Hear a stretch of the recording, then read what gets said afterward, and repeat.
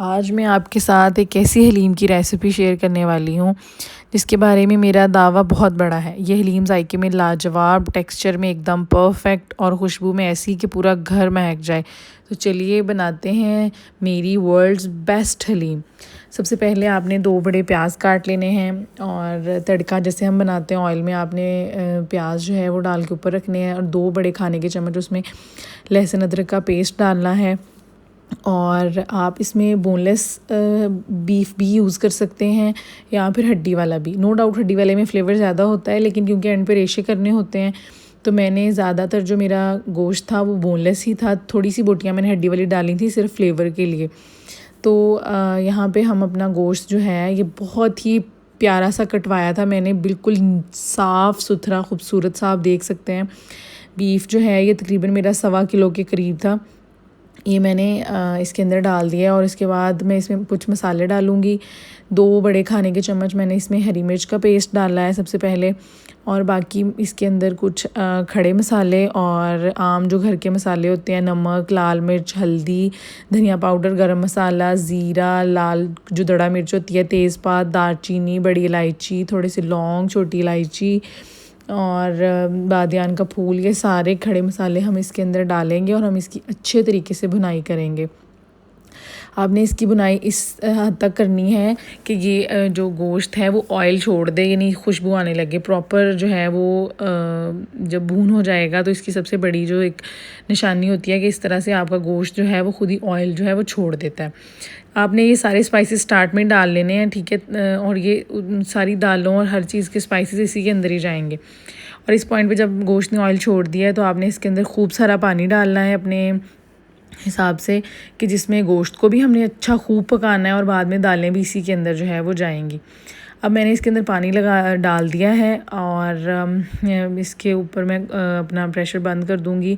और मैंने इसको 30 मिनट्स के लिए विसल चलने के बाद पकाया था, क्योंकि मुझे इतना यकजान गोश्त चाहिए कि बिल्कुल गल जाए और उसके रेशे खुद ही खुद हो जाएं। इस तरह का जो है मैंने गलाना है। आप अपने प्रेशर कुकर की एफिशिएंसी के हिसाब से अपना टाइम आगे पीछे कर सकते हैं। उतनी देर में मैंने हलीम के जो लवाजमात हैं उसकी चीज़ें जो हैं वो रेडी कर ली थी। प्याज में ब्राउन करूँगी, उसके लिए मैंने प्याज कट कर लिया और आप इसको बस जो है वो बारीक बारीक सा काट के और लाइट ब्राउन सा कर लें। और लवाजमात बहुत ज़रूरी हैं, इनके बगैर हलीम का उस तरह का मज़ा नहीं आता। लेमन काटे हैं मैंने, बारीक सा अदरक काटा है और हरी मिर्च काटी है, ये ऊपर डाल के तो हलीम का मज़ा जो है वो दुबाला हो जाता है। तब तक पूरे 30 मिनट्स गुजर चुके थे और मैंने अपने कुकर को खोला है और यहाँ पे मेरा गोश्त जो है वो एकदम परफेक्ट किस्म का गल चुका था। मैंने अपनी जो बोटियाँ हैं उनको इस यखनी से बाहर निकाल लूँगी, क्योंकि इसके हमने रेशे बनाने हैं। और इसमें जो खड़े मसाले हैं वो भी आपने साथ ही बाहर निकाल देने हैं। और इसी यखनी के अंदर वो दालें जो मैंने 4 घंटा पहले भिगोई थी उनको सोख करके रखा। आप चाहें तो ओवरनाइट भी भिगो सकते हैं। इसके अंदर सारी दालें, 4 दालें, चावल और हमने दलिया गंदम का और थोड़ा सा जौ का दलिया जो है पैकेट वाला वो मैंने इसमें डाला था। और रेशो जो है वो सारी दालों की इक्वल रखनी है, सिर्फ चने की दाल जो है वो डबल रखी है मैंने। जैसे सारी दालें माश, मूंग, मसूर, ये दालें मैंने तीनों हाफ़ कप ली हैं और जो चने की दाल है वो कंप्लीट पूरा एक भरा हुआ कप लिया और डबल यानी कि। और इसी तरह जो चावल हैं वो भी मैंने हाफ़ कप लिए, लेकिन दलिया जो है वो मैंने तकरीबन पौना सा कप लिया और थोड़ा सा जौ का दलिया। ये सारी चीज़ें मैंने 4 घंटे पहले तकरीबन भिगो दी थी। और अब जो है मैंने प्रेशर लगाया और सिर्फ 10 मिनट होंगे चले लगेंगे और इस यखनी के अंदर दाल जो है वो प्रॉपर तरीके से गल जाएगी। और इस हलीम का जायका इस कदर मज़े का, इस कदर टेक्सचर इसका आला बनेगा, क्योंकि यखनी के अंदर, गोश्त की यखनी के अंदर दाल जो है वो पकी है, इसलिए इसका जायका इस कदर मज़े का आता है कि आप बाहर का हलीम भी भूल जाएंगे।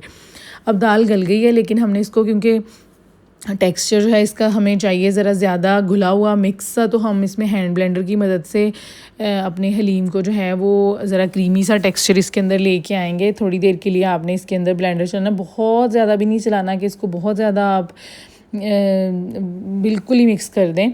लेकिन आप देखेंगे कि एक आपका ना लेसदार वाला जो हलीम का असल एक शक्ल और टेक्सचर होती है वो आने लग जाएगा। आप अपने ब्लेंडर चलाते जाएं। और इस पॉइंट पे मैंने थोड़ी देर के लिए आंच बंद की थी ताकि हम इसको अच्छे तरीके से ब्लेंड कर लें और बहुत गर्म ना हो जाए हमारा ब्लेंडर, क्योंकि ऑलरेडी हलीम बहुत गर्म है, इसलिए नीचे आंच बंद की। और आपने एक बात और ख़्याल रखनी है, जो रेशेदार गोश्त मैं इसके अंदर डाल रही हूँ, ये मैं जो मैंने निकाली थी बोटियाँ, उनके मैंने रेशे कर लिए थे। आपने हमेशा ब्लेंडर फेरने के बाद दाल के अंदर इनको डालना है। इस गोश्त को डालने के बाद कभी भी ब्लेंडर नहीं चलाना दाल के अंदर, ठीक है। आपने अगर चलाना है इसके अंदर तो घोटा लगाएं, या फिर आप हैंड जो मैशर होता है आलू को मैश करने वाला, उसकी मदद से जो गोश्त के रेशे हैं दाल के अंदर वो अलग अलग कर सकते हैं। मेरे पास ये जो था लकड़ी का इसके अंदर था, जिससे मैंने इसको अच्छा सा घोटा लगाया था ताकि गोश्त के रेशे भी जो हैं वो अलग अलग हो सकें। और फिर मैंने ना प्याज, ज़ीरा और खुश्क धनिया पाउडर का एक हल्का सा तड़का जो है बघार बना के इसको लगा दिया था, और ये हमारा एकदम परफेक्ट सा हलीम जो है वो रेडी है। यकीन करें कि इस कदर मज़े का हलीम था कि आप इसको एक दफ़ा ट्राई करेंगे तो आप बाहर का हलीम भूल ही जाएंगे। आप इसको गर्मा गर्म रोगनी नान या फिर ख़मीरी रोटी के साथ सर्व करें और तारीफ़ें समेटें। मैंने बाहर से मंगवाए थे रोगनी नान, और ये देखिए मैंने इसके ऊपर अपने तले हुए प्याज, अदरक और हरी मिर्च डाली है, और साथ ही मैंने इसके ऊपर लेमन डाल के और नान के साथ मैंने एक बाइट बनाई। अल्हम्दुलिल्लाह इतना आला टेक्सचर, बिल्कुल क्रीमी, रिच और जायका भी इस कदर मज़ेदार। आप भी इस रेसिपी को ज़रूर ट्राई करें और फिर मुझे बताएं कि आपको ये रेसिपी कैसी लगी और आपका हलीम क्या इतना अच्छा बना। कोई भी पैकेट वाला मसाला यूज़ करने की ज़रूरत नहीं, क्योंकि घर के मसालों से और घर की दालों से ही इतना मज़े का हलीम आप बना सकते हैं। और इस खाने के एंड पे आप अपनी अम्मी से हमारी तरफ फरमाइश कर सकते हैं कि हमारे लिए गर्म ठंडा ठार इस गर्मी के मौसम में सोडा बनाएं, खूब सारी बर्फ़ डाल के, लेमन, काला नमक, और इसके अंदर आप कोई भी सोडा ऐड कर सकते हैं, और इसको आप चिल्ड इंजॉय करें और दुआओं में याद रखें।